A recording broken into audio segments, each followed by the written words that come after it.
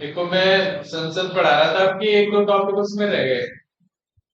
जैसे president, prime minister. मैंने आपको लोकसभा, राज्यसभा, उनकी संरचना और विधायी जो कार्यवाही है, बिल वगैरह कैसे बनता है और जो भी कमेटियां उनके बारे में चर्चा की। ठीक है। अब संसद का मतलब मैंने आपको बताया था। संसद तीन अंगों से मिलकर बनती है। लोकसभा, राज्यसभा और ठीक है। हमारे देश में जो संसदीय व्यवस्था अपनाई गई उसमें राष्ट्रपति को संवैधानिक प्रमुख का दर्जा दिया गया, हेड ऑफ। और जो वास्तविक कार्यपालिका है वो किसके पास है? प्रधानमंत्री। वैसे आपसे पूछा जाए कभी तो कंफ्यूज होने की जरूरत नहीं है। तीन प्रकार के सिस्टम पूरी दुनिया में आए इसमें। एक तो प्रेसिडेंशियल फॉर्म ऑफ गवर्नमेंट जो कुछ राज्यों में है, जैसे अमेरिका और विशेष रूप से ज्यादातर राज्यों में पार्लियामेंट्री फॉर्म ऑफ डेमोक्रेसी है हर जगह। और कुछ राज्य ऐसे हैं जहां प्लूरल डेमोक्रेसी, बहुल कार्यपालिका है। ठीक है। जैसे स्विट्जरलैंड है ना, वहां कैसी कार्यपालिका है? बहुल कार्यपालिका। यानी 6 मेंबर्स की एक कमेटी होती है और जो संप्रभुता है यानी वास्तविक शक्तियां हैं वो उस कमेटी या उस समिति के पास होती हैं। और उनमें से समिति में प्रतिवर्ष एक एक आदमी हेड करता है। लेकिन जो भी निर्णय लिए जाते हैं वो समिति के द्वारा होते हैं। अभी हमारे पास कार्यपालिका शक्ति किसके पास है? प्राइम मिनिस्टर और उसके कैबिनेट के पास। लेकिन प्राइम मिनिस्टर उसमें हेड होता है, हेड ऑफ मिनिस्टर है। वही तो है प्राइम मिनिस्टर। प्राइम मतलब पहला, है ना। मिनिस्टर्स में पहला पहला मिनिस्टर कौन होगा? प्राइम मिनिस्टर, है ना। इसीलिए उसका नाम प्राइम मिनिस्टर है। वैसे बहुल कार्यपालिका में भी इसी तरीके का होता है कि 6 मेंबर्स की कमेटी होती है। वास्तविक शक्तियां उन्हीं कमेटी में होती है, लेकिन प्रतिवर्ष वो रोटेशन में होता है? तो हमारे देश की जो पार्लियामेंट्री फॉर्म है उसको कैबिनेट सरकार भी बोलते हैं, उत्तरदायी सरकार भी बोलते हैं और संसदीय सरकार भी बोलते हैं। कुछ लोग इसको अर्ध संघात्मक व्यवस्था भी बोलते हैं। ठीक है। तो अलग अलग नामों से बोला जाता है उसमें कंफ्यूजन पूर्वक के लिए।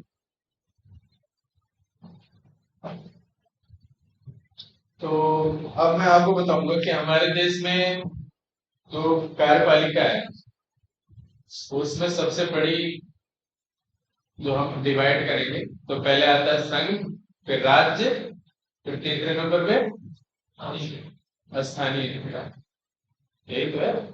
तीन प्रकार की सरकारें हमारे देश में पाई जाती है, एक संघीय सरकार, एक राज्य सरकार और एक स्थानीय सरकार, लोकल सेल्फ गवर्नमेंट जिसको बोलते हैं। उसमें भी दो कैटेगरी है, एक नगरीय सरकार और ग्रामीण स्थानीय शासन, रूरल और अर्बन है, लोकल सेल्फ गवर्नमेंट। तो तीन प्रकार की सरकारें हमारे देश में पाई जाती है। त्रिस्तरीय सरकारी व्यवस्था। संविधान के अनुच्छेद 52 से लेकर 78 तक संघ में जो कार्यपालिका है उसके बारे में वर्णन है। उसमें राष्ट्रपति के बारे में भी बताया गया, प्रधानमंत्री के बारे में, और पार्लियामेंट्री फॉर्म ऑफ डेमोक्रेसी जो काम करती है संसद, उसके बारे में भी चर्चा की गई। तीसरा एक पॉइंट मैं आपको बता दूं, हमारे देश में कार्यपालिका, विधायिका और न्यायपालिका एक दूसरे से जुड़ी हुई है और एक दूसरे के प्रति उत्तरदायी भी है। और वो तीनों शक्तियां कहां से प्राप्त करती हैं? भारतीय संविधान। ठीक है। ये दुनिया में सबसे अनोखी व्यवस्था भारत में है कि भारत में एक संविधान बनाया गया और तीनों को शक्तियां, सोर्स ऑफ पावर जो है वो तीनों की कौन है? भारतीय संविधान, जो इंडियन कॉन्स्टिट्यूशन।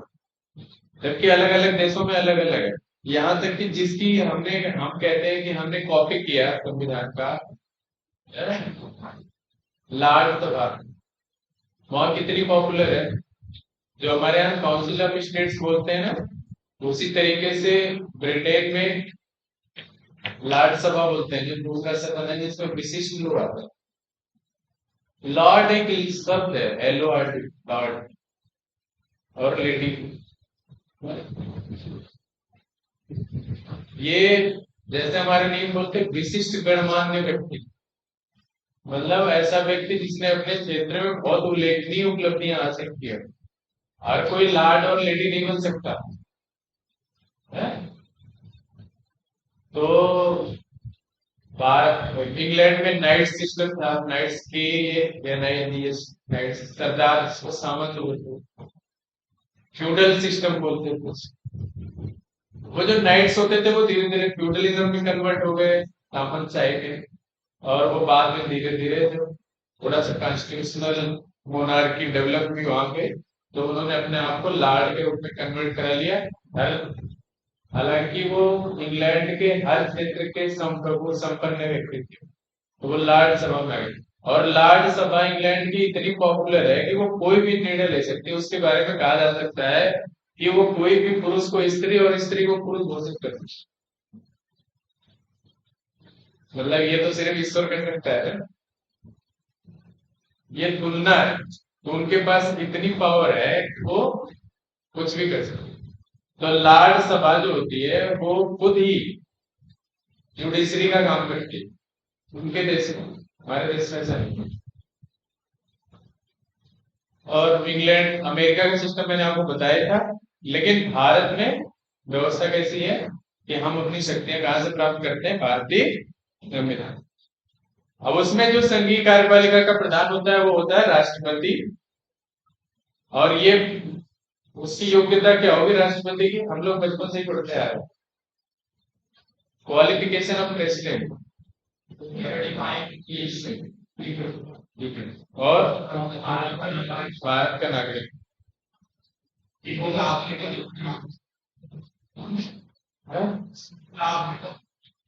इसे के लाभ पे 55 का सदस्य बनने की योग्यता रखता हो, यानी वो लोकसभा का भी सदस्य बन सकता है और राज्यसभा का भी सदस्य बनने की योग्यता रखता हो। अच्छा, मान लो कोई राष्ट्रपति का चुनाव लड़ता है, तो लड़ने की क्या प्रक्रिया है?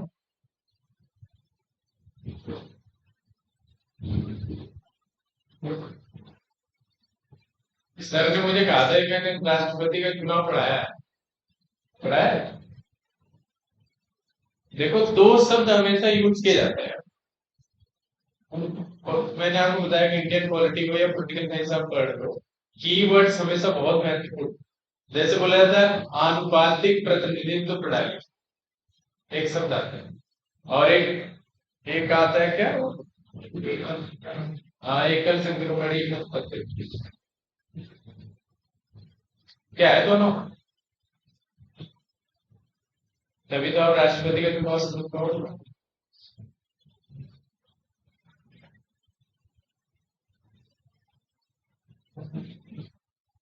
अभी रिसेंट का तुम लोग देख लेना।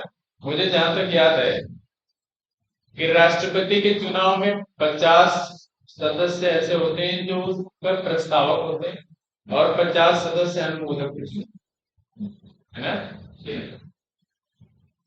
और उसके बाद उस आदमी को राष्ट्रपति का चुनाव लड़ने की परमिशन दी जाती है। और जो व्यक्ति कुल वैध मत, अभी मैं आपको बताऊंगा वैलिड मत कैसे निकाले जाते हैं।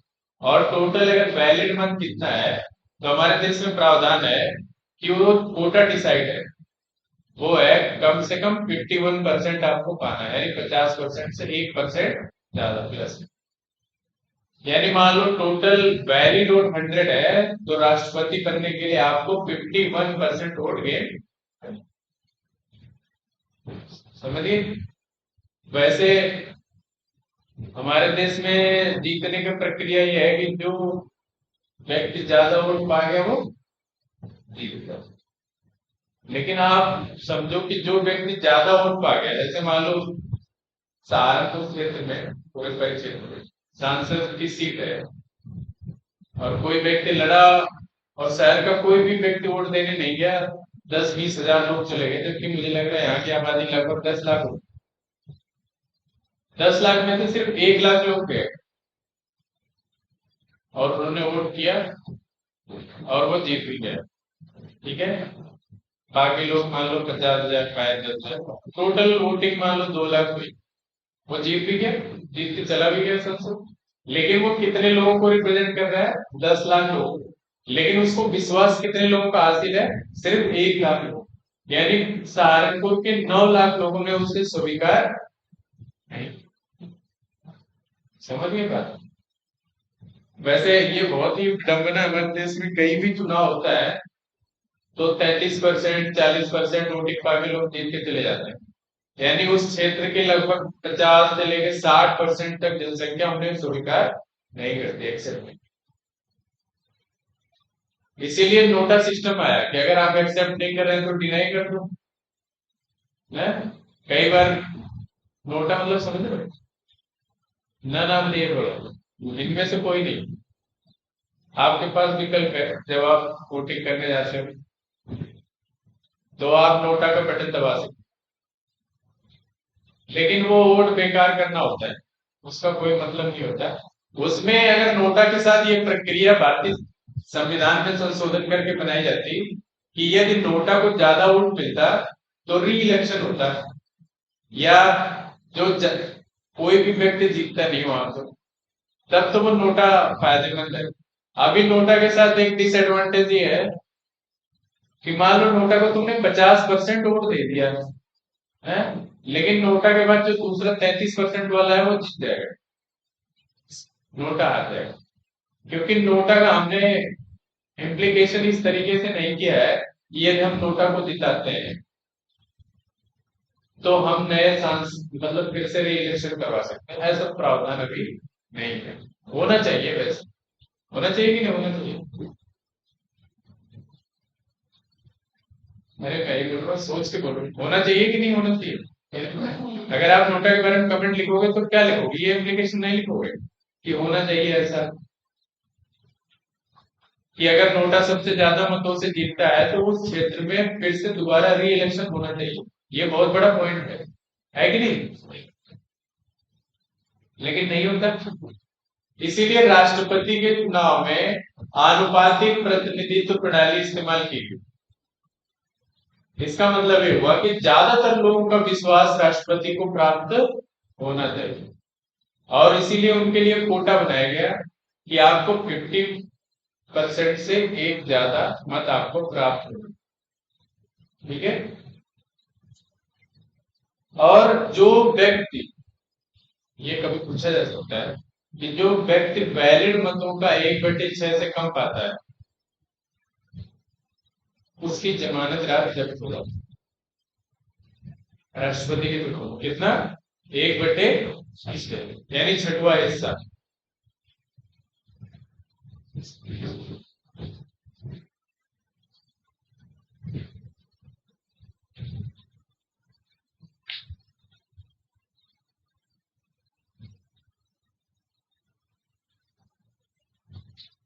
अच्छा, अनुच्छेद 57 में यह प्रावधान है, कोई व्यक्ति राष्ट्रपति एक ही बार चुना जाएगा, 2 बार चुना जाएगा, या हर बार चुना जा सकता है? 57 में है प्रावधान है पुनर्निर्वाचन का। अब उसमें स्पष्ट नहीं है कि कितनी बार चुना जा सकता है, तो ये सवाल कभी भी पूछा जा सकता है आपको कि 1 बार के लिए, 2 बार के लिए, या बार बार के लिए, हमेशा के लिए चुना, कभी भी बार बार नहीं लगता। ठीक है, अब देखो आनुपातिक प्रतिनिधित्व प्रणाली हम समझते हैं पहले, इसको कहते हैं proportional representative system. Proportional, math वालों को पता होगा, प्रोपोर्शनल बोलते हैं ना अनुपात, रिप्रेजेंटेशन सिस्टम। और दोनों शब्द लिख लो। दूसरा है एकल संक्रमणीय मत पद्धति, मैं दोनों को समझा दूंगा आपको, फिर ये कभी भूलेगा नहीं। और जिसको नहीं समझ में आएगा मेरे से पूछ लेना, क्योंकि ये शब्द जब सिंगल नहीं, क्या बोले, प्रोपोर्शनल रिप्रेजेंटेशन सिस्टम, प्रतिनिधित्व तो बोलते हैं ना, रिप्रेजेंटेशन सिस्टम मतलब प्रणाली। और दूसरा हिंदी में लिखना एकल संक्रमणीय मत पद्धति, एकल संक्रमणीय मत पद्धति। अंग्रेजी में लिखना चाहो तो लिख सकते हो सिंगल ट्रांसफरेबल वोट सिस्टम या वोटिंग सिस्टम।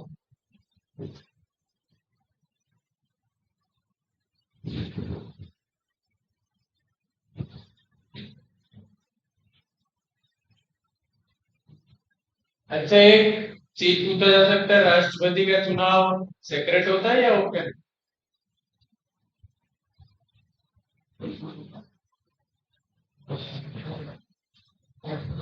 गुप्त मतदान होता है या खुला मतदान होता है? हाँ?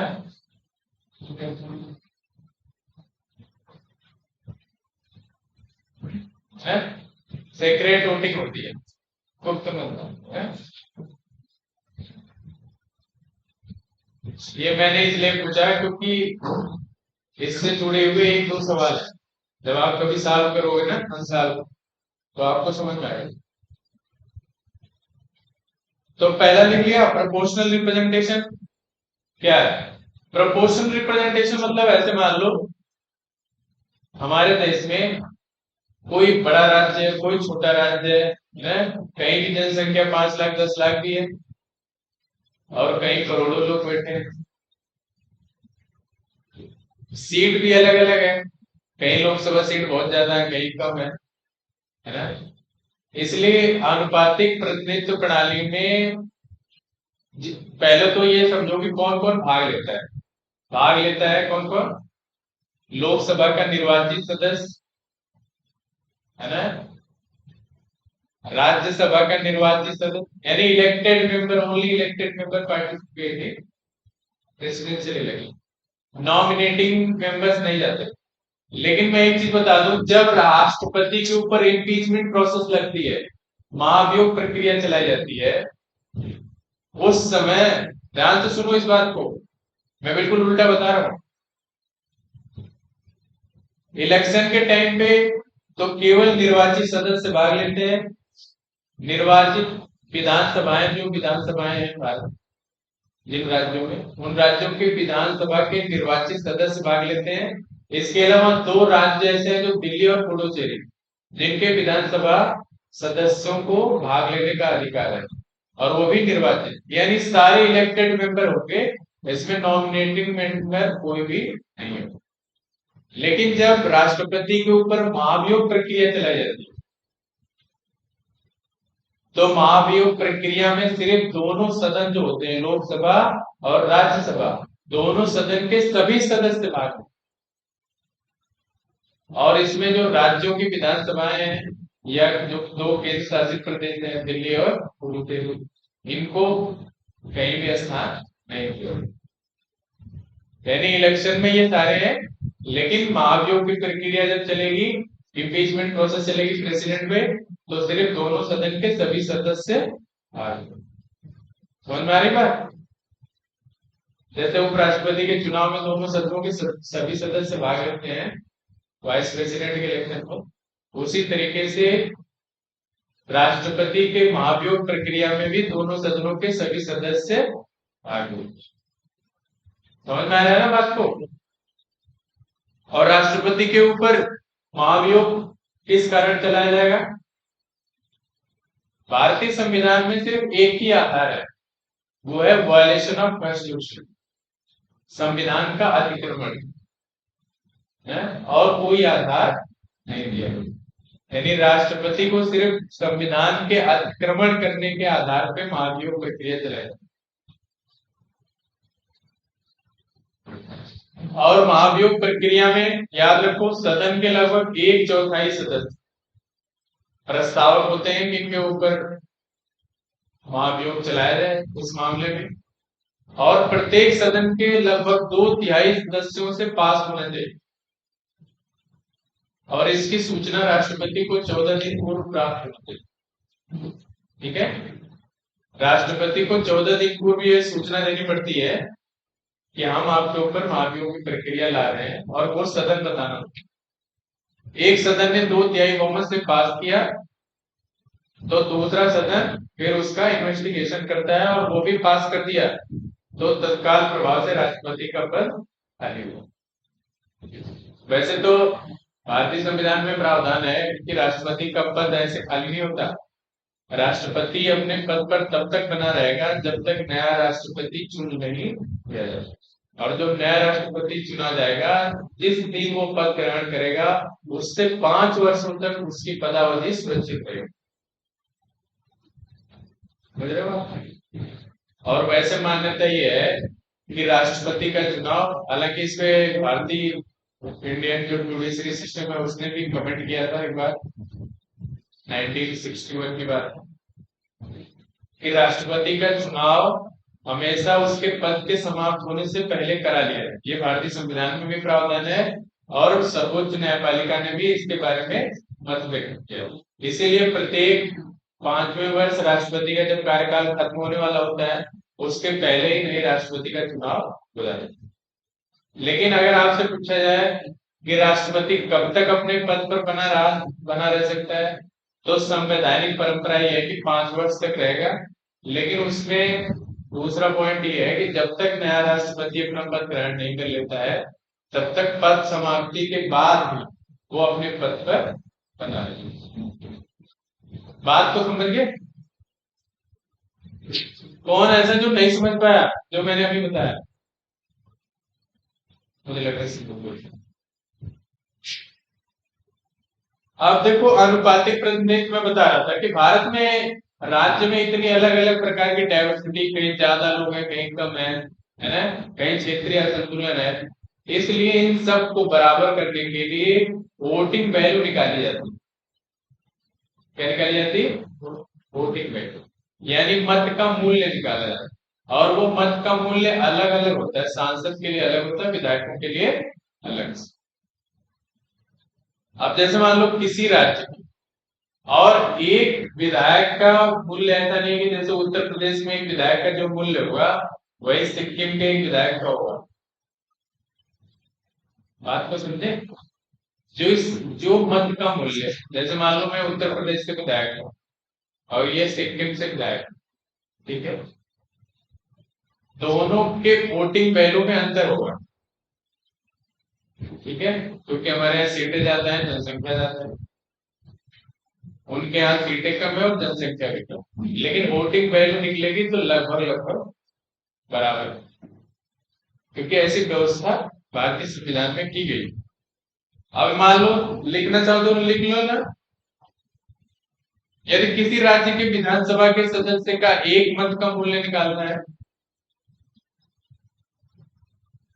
विधानसभा के सदस्य के एक मत का मूल्य निकालना है, तो बराबर लिख देना कुल जनसंख्या यानी टोटल पॉपुलेशन डिवाइडेड बाई, नीचे वो लगाना टोटल पॉपुलेशन, मैं लिखूं क्या? लिखो, ठीक है।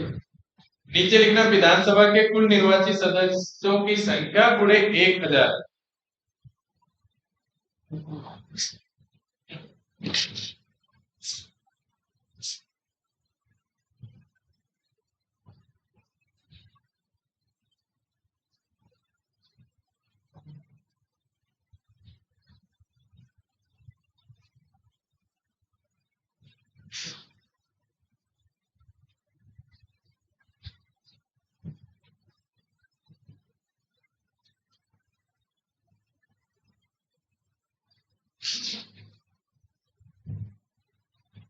समझिए, ये एक राज्य के विधायक के, एक विधायक के मत का मूल्य निकलेगा। अब वहां कुल निर्वाचित जितने होंगे उसका मल्टीप्लाई हो जाएगा। समझिए, अब जैसे मान लो उत्तर प्रदेश का निकाल रहे हो तो एक विधायक का मूल्य निकाला, और निर्वाचित विधायक कितने हैं? 403 है कि नहीं? तो ये इतना वोट जो है वो उत्तर प्रदेश से पड़ेगा, ये जो वैल्यू आएगी वो ब्रेकफास्ट। ये सिर्फ एक राज्य से पड़ रहा है। इसके अलावा सांसद का लिख लो, ये तो विधायकों को निकालने का तरीका है, एक वोटिंग वैल्यू।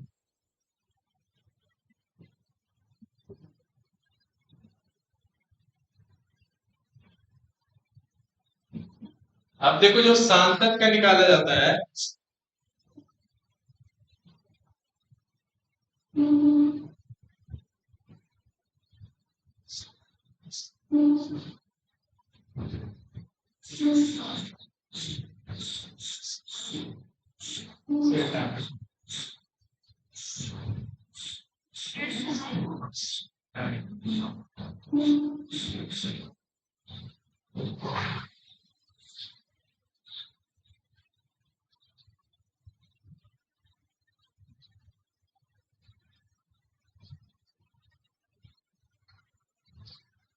एक संसद सदस्य मैंने इसलिए कहा कि लोकसभा और राज्यसभा दोनों में भी सांसद होते हैं, दोनों को ही सांसद बोला जाता है। तो ये दोनों संसद तो दोनों सदनों से मिलकर बनती है। इनके सदस्यों का, एक सदस्य का वैल्यू कितना हो जाएगा वोट का, वो हो जाएगा जितने कुल विधानसभाओं का जितना वैल्यू होगा। यानी जैसे मैंने आपको बताया था कि उत्तर प्रदेश में किसी विधायक का मत का मूल्य मान लो 100 रुपए है, 100 पॉइंट आया, और भारत उत्तर प्रदेश में कितने, 403। ठीक है, तो टोटल संख्या कितनी हो जाएगी, 40,030। ये तो उत्तर प्रदेश से हो गया। ठीक है, मान लो मध्य प्रदेश कैसे निकालोगे, ये हो जाएगा 50,200। ये हो गए टोटल 90,000। अब मान लो ऐसे ऐसे जोड़ते जोड़ते चले गए, तो टोटल वैल्यू जो आएगी, यानी कुल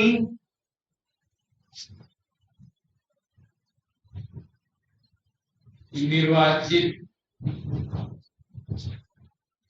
सदस्यों के मतों का मूल्य, यानी सभी विधानसभा से। तो मैंने आपको समझाने के लिए लिखा, ठीक है, सभी विधानसभा से जितने भी कुल निर्वाचित सदस्य होंगे उनके मतों का मूल्य बटे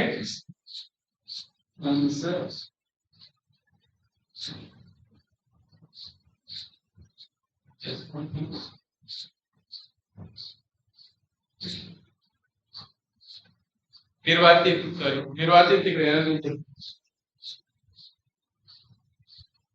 संसद के दोनों सदनों की निर्वाचित सदस्यों की संख्या।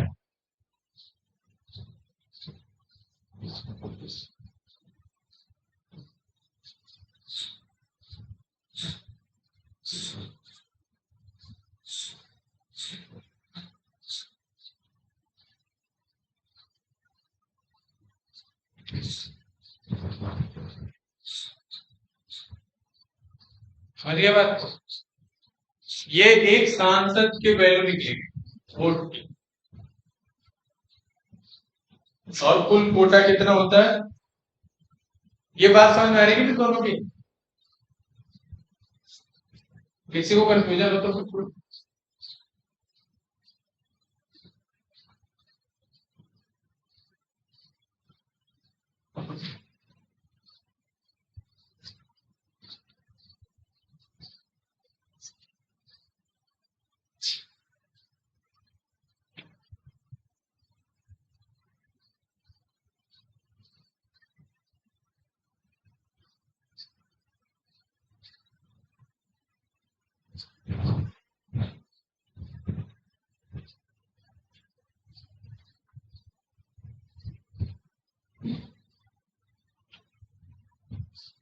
ये राष्ट्रपति के चुनाव का कोटा होता है, तो जितने वैलिड में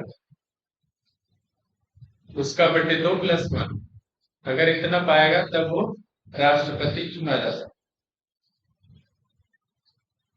यानी राष्ट्रपति वो व्यक्ति होगा जिसे भारत में ज्यादातर लोगों का, यानी 50% से ज्यादा 60% लोगों का लगभग समर्थन प्राप्त होगा, वो व्यक्ति राष्ट्रपति बने।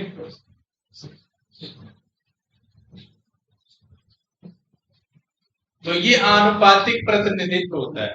अनुपात के आधार पे हम राज्यों को और संघ को वोटिंग वैल्यू प्रदान करते हैं, है ना।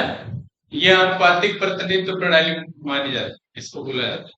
जैसे एक विधायक का मूल्य कैसे निकालेंगे और एक संसद सदस्यों का मूल्य कैसे निकालेंगे, ठीक है, और इनको रिप्रेजेंटेशन कैसे देंगे, तो ये मैंने आपको बताया था। ये जो सिस्टम होता है, ये वाला, ये आनुपातिक प्रतिनिधित्व प्रणाली बोला जाता है।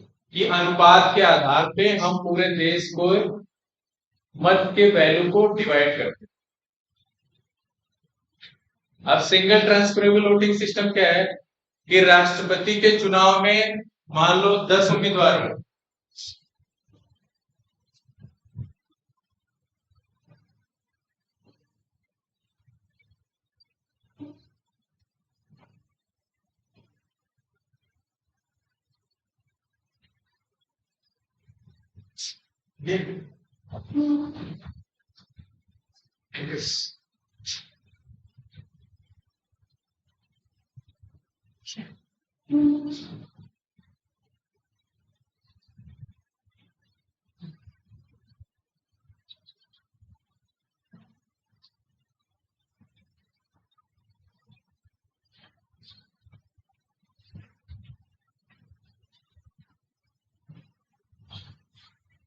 जैसे मान लो राष्ट्रपति के इलेक्शन में कोई एक व्यक्ति खड़ा नहीं होता, मान लो ए बी सी डी, कम से कम 3-4 उम्मीदवार होते,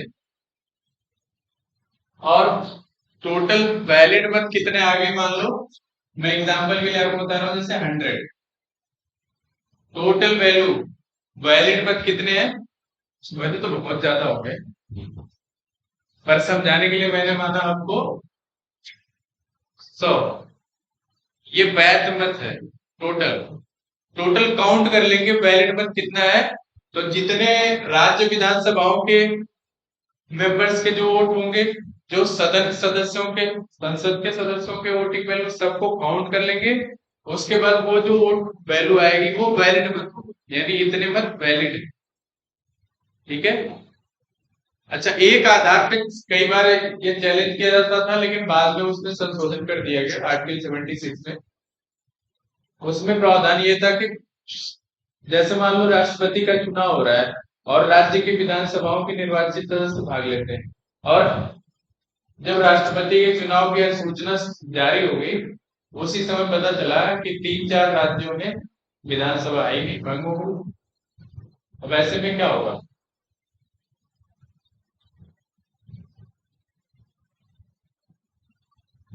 बात को समझ रहे हो। आपको ये पता है कि राज्य की विधानसभाएं राष्ट्रपति के चुनाव में भाग लेती थी, और राष्ट्रपति के चुनाव की नोटिफिकेशन जारी हो गया, और उसी समय पता चला सरकार को कि 3-4 राज्यों में तो विधानसभा है ही नहीं, क्योंकि विधानसभा भंग होगी, वहां इलेक्शन होने वाला है। तो क्या राष्ट्रपति का चुनाव पोस्टपोन होगा। तो राष्ट्रपति के चुनाव पे इस आधार पे चैलेंज नहीं किया जा सकता कि राज्य की विधानसभाएं भंग, समझिए। एक बार चुनाव की सूचना जारी हो गई, नोटिफिकेशन, तो राष्ट्रपति का चुनाव होगा, चाहे एक राज्य में विधानसभा हो या ना हो, या 2 राज्यों में विधानसभा हो या। अब मैं आपको बता रहा था अनुपातिक प्रतिनिधित्व समझ गए। अब सिंगल वोटिंग सिस्टम समझो, ये ट्रांसफरेबल कैसे होता है। मान लो वैलिड मत आपको 100 है, अब कोटा कोटा जब डिसाइड करेंगे तो 100 प्लस डिवाइडेड बाय 2 प्लस 1 कितना हो जाएगा, 52। ये समझिए, ये कोटा है, यानी जो व्यक्ति ABCD में 51 वोट प्राप्त करेगा, 51 वो जीतेगा। अब मान लो, और इसमें एक बात और है कि जो लोग वोट करेंगे, चाहे वो विधायक, सांसद, जो भी लोग वो वोट करेंगे, तो वो अपने प्रेफरेंस के बेस पे करते हैं। जैसे अभी हम लोग जिनको भी वोट करते हैं, चाहे स्थानीय स्वशासन में हो या विधायक का चुनाव हो या सांसदी का चुनाव हो, जब वहां वोट करने जाते हैं तो हम सिर्फ एक व्यक्ति को वोट करते हैं, उसके बाद तब जब वोट वोट करते हैं या उसी के नाम के बटन दबा दो, है ना, यही तो होता है।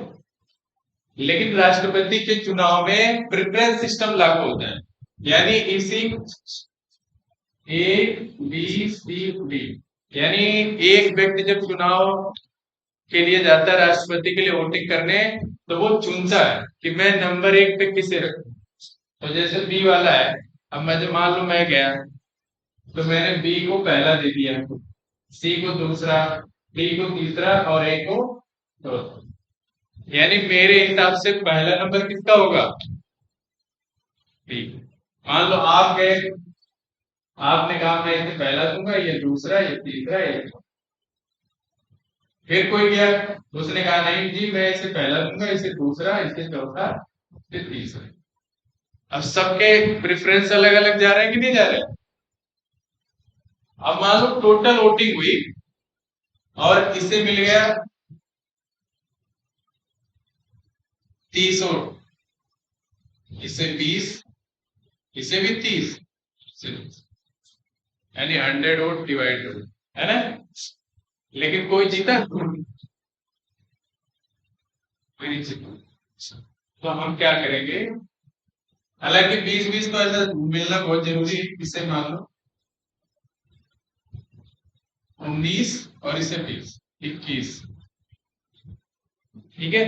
अब आपको अच्छे से समझना, इसे मान लो 28, इसे 32, अभी तो वही है।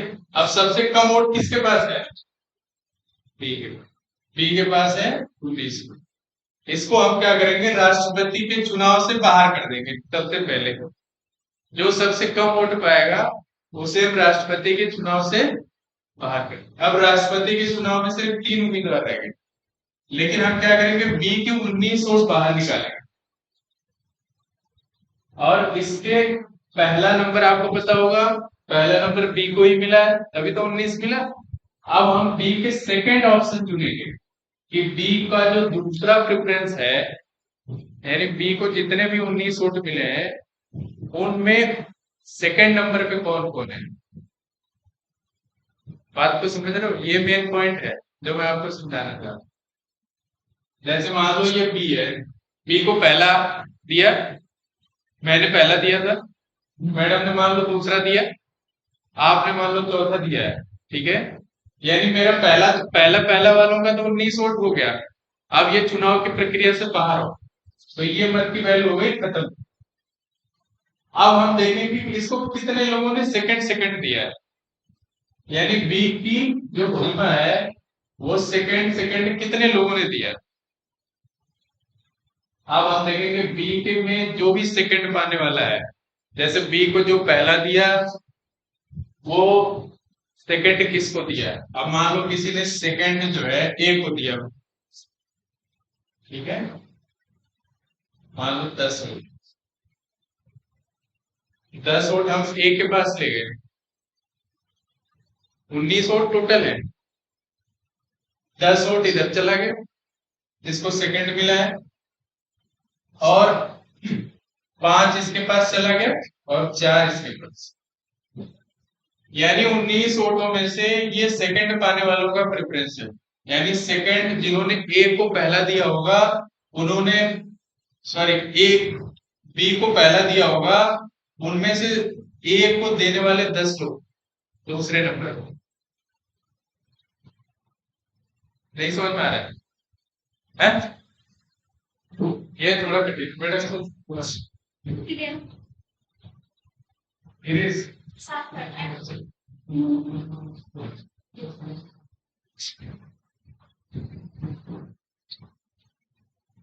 इसे देखो, जब भी कोई वोट देगा ना तो प्रेफरेंस के आधार पे देगा। जैसे मान लो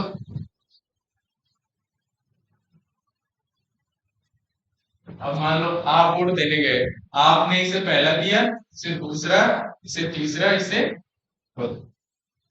ये दे दिया प्रेफरेंस। ये प्रेफरेंस किसका है, मान लो फर्स्ट का।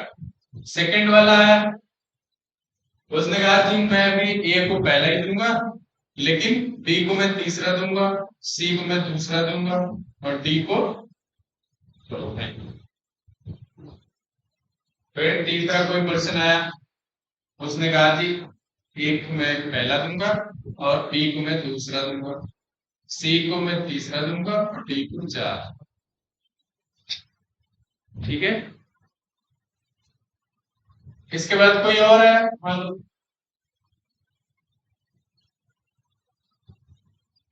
इसने भी कहा मैं इसे पहला दूंगा, इसे दूसरा दूंगा, इसे तीसरा, इसे।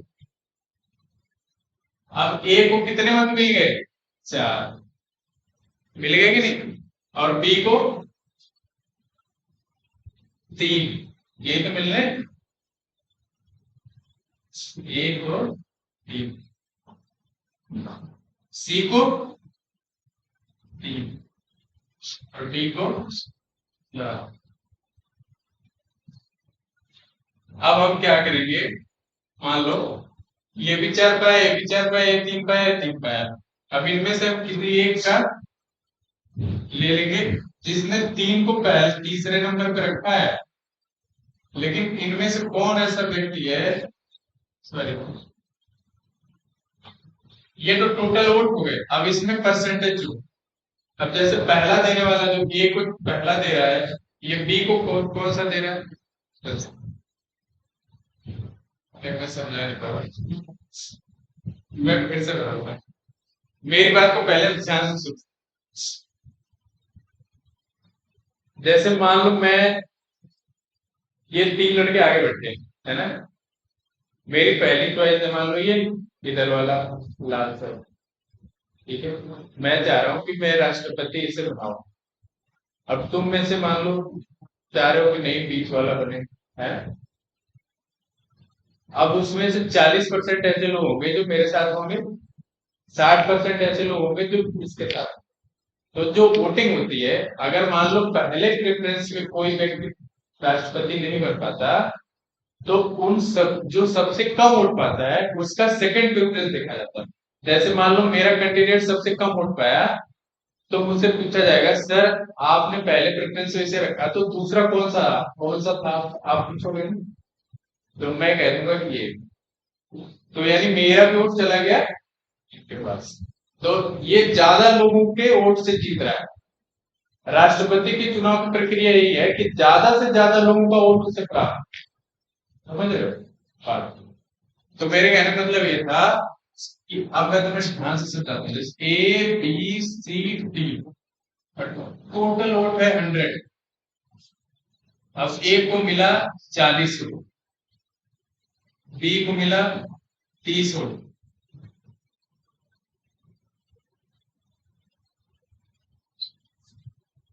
ठीक है। अब ये व्यक्ति 51 वोट नहीं पाया था, यानी हार गया। अब हम क्या करेंगे, डी को 10 लोगों ने पहला दिया है, तो डी के ऐसे कितने लोग होंगे 10 वोट में से डी को देने वाले सेकंड कौन, जैसे मैंने पहले यहां दिया, तो दूसरा मेरा ये है ना। अब मैं दूसरा अपना वोट चेक करूंगा कि इनमें 10 वोटों में से दूसरा वोट देने वाला कौन है, सेकंड प्रेफरेंस इन 10 लोगों ने, बैठो बैठो, जब क्लास चले तो पूछना नहीं चाहिए, फिर तो ये रूल होता है ना। अब ये 10 लोग जो हैं, इनकी फर्स्ट प्रेफरेंस तो डी है, लेकिन इनकी सेकंड प्रेफरेंस क्या है? अब मान लो 10 लोगों में से 5 लोगों ने ए को फर्स्ट सेकंड प्रेफरेंस पे रखा है, क्योंकि फर्स्ट तो डी पे ऑलरेडी रखे, तो इनका सेकंड प्रेफरेंस क्या है, उनमें से 5 लोगों ने सेकंड पे ए को रखा है और 2 इधर रखे और डी भी से, यही तो हुआ। सेकंड प्रेफरेंस में 5 ने ए को चुना है, 2 ने बी को चुना है और 3 डी को।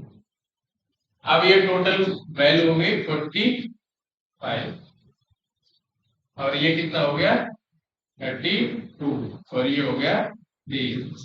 अब हम क्या करेंगे, ये तो समाप्त हो गया।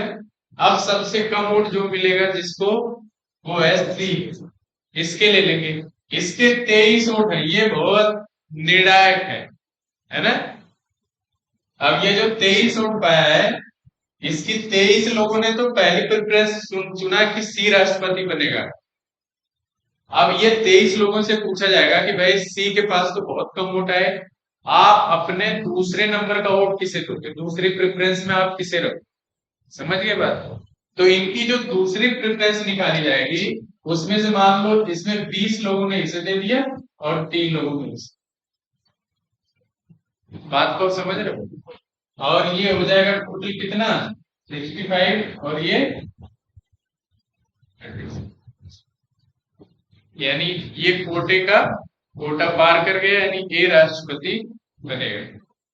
तो हमेशा जो सबसे कम वोट पाता है उसके वोट में से जो सेकंड प्रेफरेंस होता है वो निकाल के बांटा जाता है कि उस व्यक्ति ने, जैसे मैं मान लो वोट देने जाऊंगा तो मैं अपना फर्स्ट सेकंड थर्ड फोर्थ सारे प्रेफरेंस पे वोट दूंगा और उस पर नंबरिंग करूंगा कि इसे मैं पहले चाहता हूँ, इसे दूसरे नंबर में, इसे तीसरे। लेकिन मान लो अगर मेरा पहले नंबर वाला दिया हुआ कैंडिडेट नहीं दिखता है तो मेरा जो दूसरे नंबर का वोट है वो दूसरे कैंडिडेट को चला जाता है। अब आप समझिए बात। ये सिंगल ट्रांसफरेबल वोटिंग सिस्टम होता है जिसमें जो सबसे कम वोट पाता है उसके वोट की दूसरे प्रेफरेंस की वैल्यू ट्रांसफर होता है।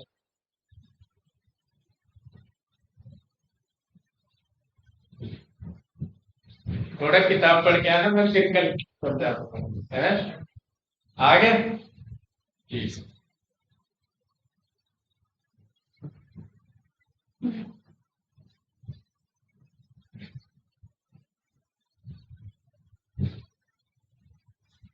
तो राष्ट्रपति की पदावधि मैंने आपको चर्चा कर ली थी।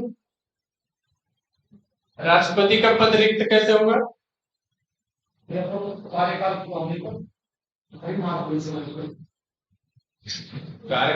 होने पर रिक्त हो जाएगा।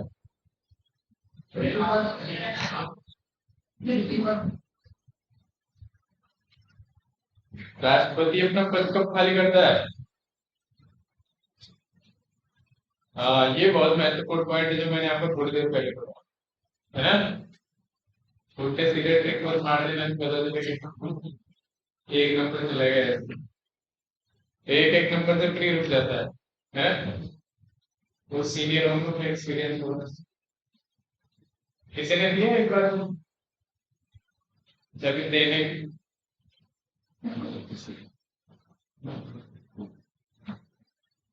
अच्छा, एक राष्ट्रपति अपना जो त्याग पत्र किसे देता है, उपराष्ट्रपति।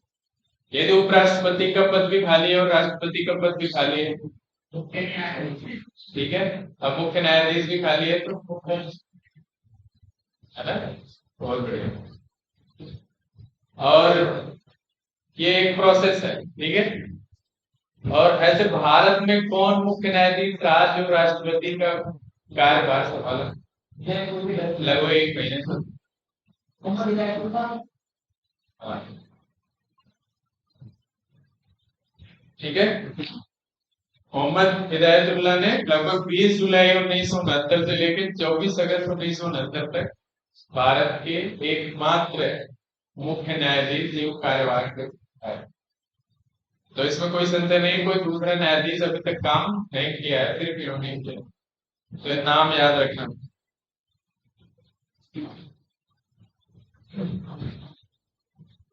भारत का जो राष्ट्रपति का जो वेतन है वो कहां से दिया जाता है,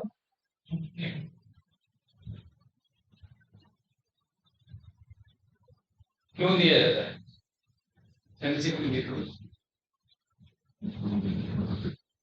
अगर आपसे पूछा जाए भारत या बहुत सारे लोग हैं जो लोकसभा अध्यक्ष, विधानसभा अध्यक्ष, राज्यसभापति, सबकी जो सैलरी है वो कहां से दी जाती है, भारत की सरकार। क्यों दी जाती है, क्योंकि ये सब ऐसे पद हैं जिनमें टैक्स इम्पोज नहीं किया जाता, यानी ये टैक्स फ्री वेतन था। अगर राष्ट्रपति की तनख्वाह 5 लाख है तो राष्ट्रपति तो 30% टैक्स लग में आ गया, आगे भी नहीं आएगा, यानी 1.5 लाख छोड़ गए, अरे टीवी तो मिलेगी, अरे भैया नहीं समझे बात। राष्ट्रपति की तनख्वाह अगर 5 लाख रुपए महीने से स्टार्ट है भी 5 लाख, तो राष्ट्रपति तो 30% टैक्स लग में आ गए, तो 3.5 लाख तो टैक्स में चला गया और 1.5 लाख तो टैक्स में चला गया, 3.5 बचे। जैसे अन्य कर्मचारियों अधिकारियों का वेतन होता है जिनमें टैक्स लगता है, तो राष्ट्रपति का जो वेतन होता है वो भारत की संचित निधि पे निर्भर करता है, डिपेंड होता है, वहां से दिया जाता है और इनके ऊपर किसी भी प्रकार का कोई टैक्स नहीं लगाया, ये टैक्स फ्री वेतन होता है। और भत्तों पे तो वैसे भी टैक्स नहीं होता, तो जो भी वेतन भत्ते नहीं मिलते हैं किसी चीजों पे टैक्स नहीं लगता।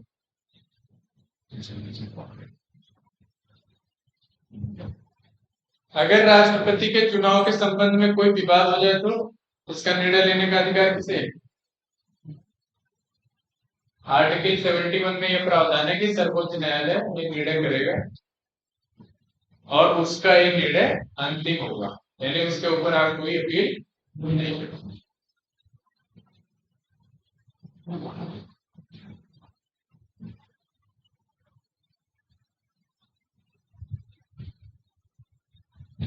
हाँ, मैं जो आपको बता रहा था वो राज्यों वाला वो लिख लो, एक पॉइंट कहीं पता नहीं मिले। 11वें 11th कॉन्स्टिट्यूशनल अमेंडमेंट, 11वें संविधान संशोधन अधिनियम 1961 द्वारा अनुच्छेद 71 में यह प्रावधान जोड़ा गया। 11वें 11th कॉन्स्टिट्यूशनल अमेंडमेंट, ये तो लिख लो, 11वां संविधान संशोधन लिखिए। मैं अनुच्छेद 71 लिख लेना, 11वां संविधान संशोधन अधिनियम 1961 के अंतर्गत अनुच्छेद 71(4) ये नया जोड़ा गया था, ठीक है। 71(4) जोड़ा गया, 71 लिख के ब्रैकेट में 4 लिख लेना, उसमें 1 2 3 4 होता है ना क्लास आर्टिकल। इसमें लिखा हुआ है कि राष्ट्रपति या उपराष्ट्रपति का चुनाव इस आधार पे चुनौती नहीं दी जा सकती कि निर्वाचक मंडल में कुछ स्थान रिक्त है, जो मैंने आपको बताया था कि कहीं अगर विधानसभा भंग है तो उस आधार पर आप चुनौती नहीं दो।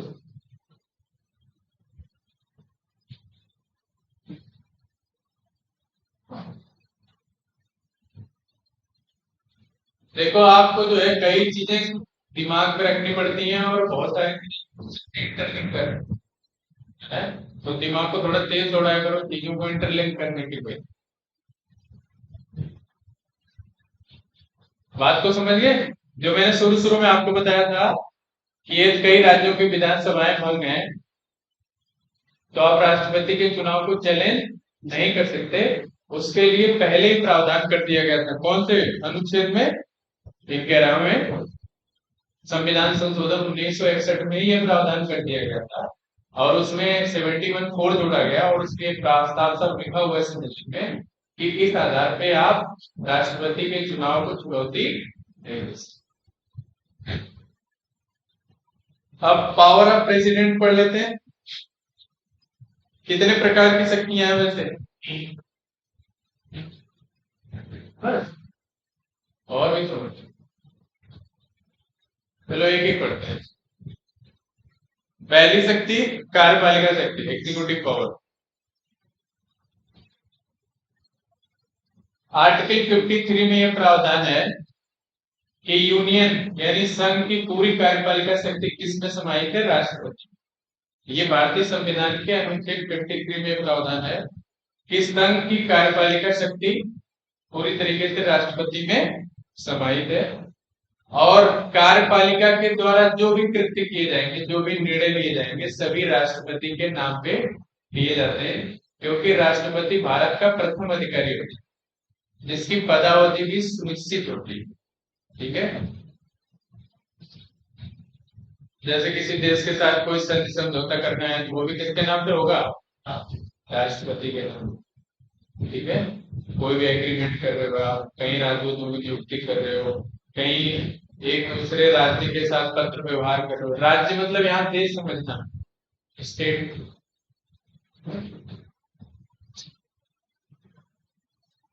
कई चीजें बहुत कंफ्यूजिंग है बच्चों के लिए। जैसे एक तो स्टेट,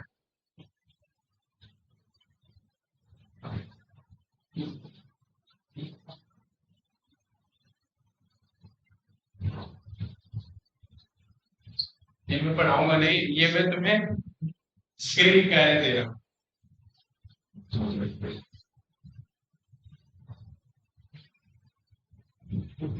है? ये कुछ चीजें हैं जो आपको बिल्कुल याद रखनी है ना?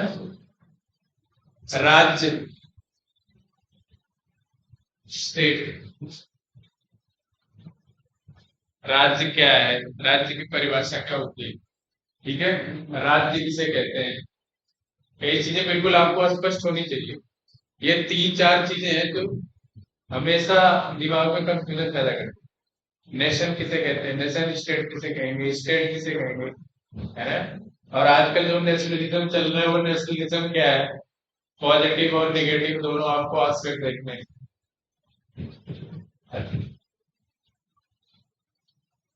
ये तो पढ़ाने किसी ने पढ़ो।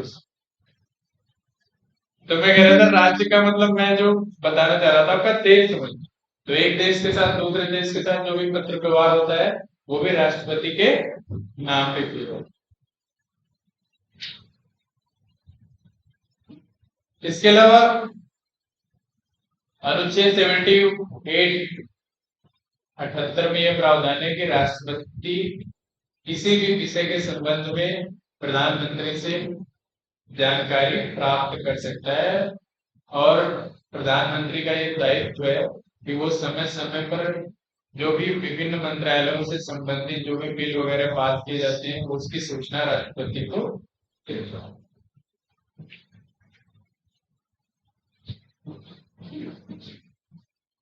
इसके अलावा प्रधानमंत्री की नियुक्ति भी कौन करता है? प्रधानमंत्री नियुक्त होता है कि नहीं? सुना जाता है, सुना जाता है।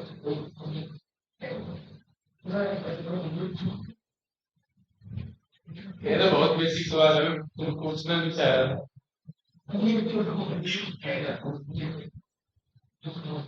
कितने लोग ऐसे हैं जो ये जानते हैं कि सुना जाता है प्रधानमंत्री?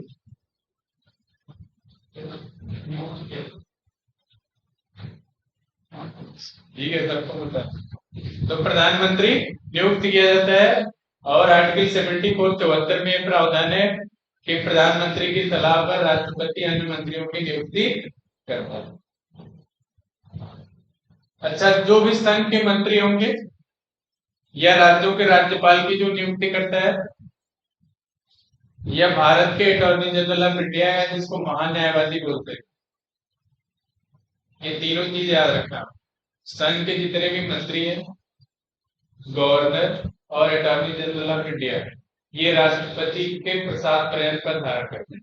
यानी जब तक राष्ट्रपति की इच्छा होगी तब तक वो पद पर बने रहेंगे, नहीं तो उन्हें रिजाइन करना पड़ेगा।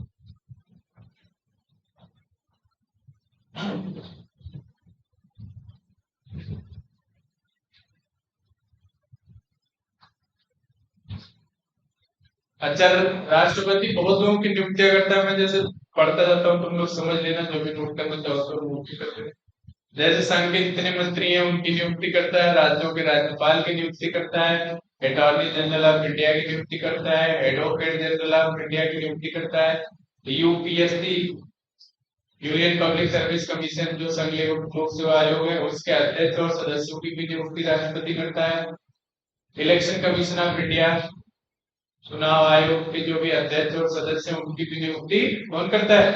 राष्ट्रपति करता है। इसके अलावा जो कॉन्स्टिट्यूशनल कमीशन है, SC ST आयोग है, वीमेन आयोग है ना, वीमेन कमीशन बनाया गया है, माइनॉरिटी कमीशन बनाया गया है, अल्पसंख्यक है ना, राष्ट्रीय अल्पसंख्यक आयोग, एक कमीशन है राष्ट्रीय मानवाधिकार आयोग, ठीक है, या समय समय पर पिछड़ा वर्ग आयोग भी बनाया जाता है। इन सब की नियुक्ति कौन करता है? राष्ट्रपति। एक दो जैसे वित्त आयोग, समय समय पर वित्त आयोग बनाया जाता है जो रिकमेंडेशन देता है कि केंद्र सरकार की जो प्राप्तियां हो रही है उसमें से कितने परसेंट शेयर राज्यों को दिया जाए, है ना। इसके अलावा वो ये भी सिफारिश करता है कि किन परियोजनाओं में सरकार के द्वारा 100% कंट्रीब्यूशन देना है, किन परियोजनाओं में कब देना है। ये सब वित्त आयोग का काम है। वो संघ लोक सेवा आयोग के फाइनेंशियल सोर्सेस को देख सॉरी संघीय सरकार के फाइनेंशियल सोर्सेस को देखते हुए निर्णय लेता है कि कितने परसेंट जो पैसे हैं, होल्डिंग है सेंट्रल गवर्नमेंट की, वो राज्यों को ट्रांसफर हो। जैसे पिछला जब आयोग बना था उन्होंने 42% की रिकमेंडेशन। तो वो याद रखना कि वित्त आयोग की सिफारिशें क्या है। हर बार जब आप एग्जाम देने जाना तो जरूर पढ़ना फाइनेंशियल कमीशन, ठीक है। वित्त आयोग के अध्यक्ष कौन है, वित्त आयोग, पिछला वित्त आयोग ने क्या सिफारिश दी थी, और कितने परसेंट जो होल्डिंग है सेंट्रल गवर्नमेंट की उसमें से कितने परसेंट राज्यों को ट्रांसफर करने की बात हुई।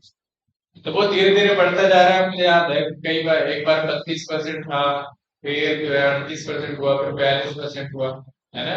अब तो आपको पता है कि सेंट्रल गवर्नमेंट के इकोनॉमिकल सोर्सेस बहुत है, और जब से ये जीएसटी आ गया तो सारा पैसा कहाँ जा रहा है? सेंट्रल जीएसटी के पास हुआ।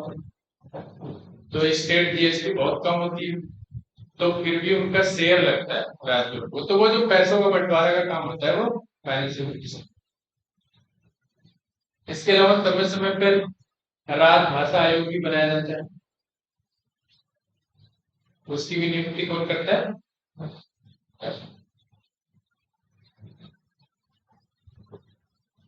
एक अनोखा प्रावधान है अनुच्छेद 160।